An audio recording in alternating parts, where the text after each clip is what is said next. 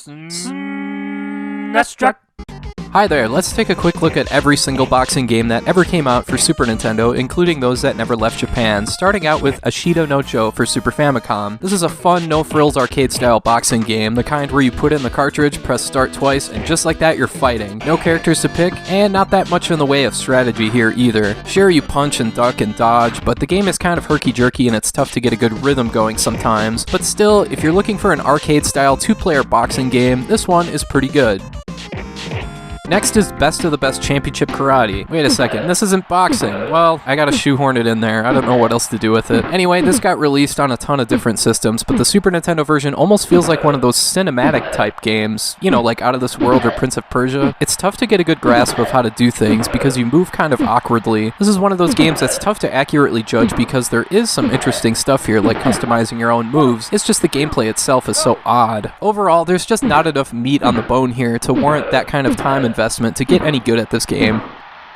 Boxing Legends of the Ring is another game that takes some serious time to get good at, but at least you get to fight as some of the all-time greats like Sugar Ray Leonard, Roberto Duran, Hagler and Hearns, and even Jake LaMotta. I love how the game looks. The over-the-shoulder perspective is really cool, and your life meter is depicted by how your face looks in the corner of the screen. Kinda reminds me of Doom. There's the usual one-on-one mode, but there's also a career mode that's pretty cool. Boxing Legends of the Ring isn't a button mash fest. Here you have to fight for positioning, have a strategy, and set up punches. Again, this game is tough to get good at, but it looks and sounds great, and the gameplay has some intelligence behind it. I'd recommend this one. This was released in Mexico as Chavez 2, but I'll get to that later.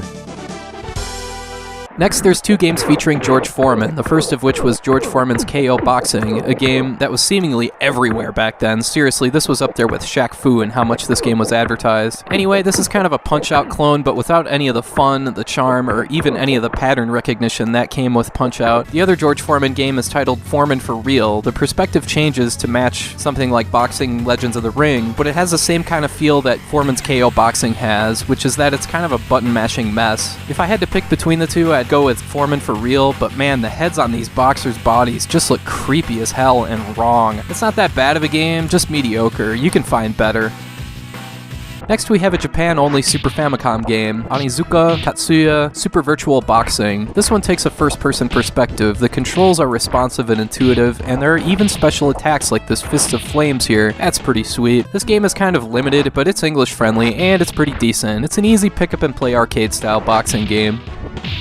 Riddick Bowe Boxing is an interesting case. This game was made in 1993, but was released in Mexico, and released in the southwestern United States under the title Chavez, as in Julio Cesar Chavez. What's more, this game plays just like Boxing Legends of the Ring. Yeah, it's a different side perspective here instead of over the shoulder, but the controls are very similar. It turns out that Boxing Legends of the Ring was actually released in Mexico as Chavez 2, the supposed sequel to this game, despite the fact that each game had a different developer. Weird. But yeah, Riddick Bowe Boxing, or Chavez, is pretty decent, but you'd be better off playing its better-looking quote-unquote sequel, Boxing Legends of the Ring.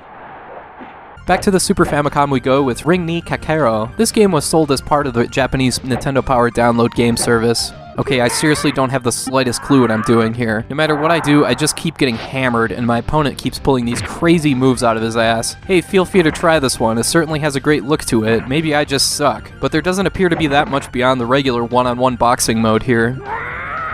At last, we get to Super Punch-Out, easily the best game on this list. It's immensely easy for anyone and everyone to pick up this game and get the hang of rather quickly. It features the same kind of simple pattern recognition that Punch-Out for NES had, in addition to a momentum meter that allows you to go medieval on their ass. Super Punch-Out looks fantastic, sounds fantastic, and has a very simple method of gameplay that's easy to learn, but very tough to master. The patterns here can be pretty complex, much tougher than Punch-Out, but it's rewarding. Hell, go look up some of the speedruns of this game on YouTube. Some of them are just insane.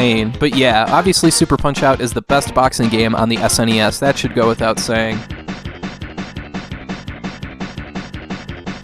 There's still one more game to get to, and that's TKO Super Championship Boxing. This one takes on a 2D side view and is more of a button mash fest, but not too much so. There's a meter up top that indicates your strength of each punch, so you can't just pound the button. You have to pound it at certain intervals. There's not that much here for strategy, so this game is just okay. It's definitely not bad. It's just that there's not that much beyond the surface.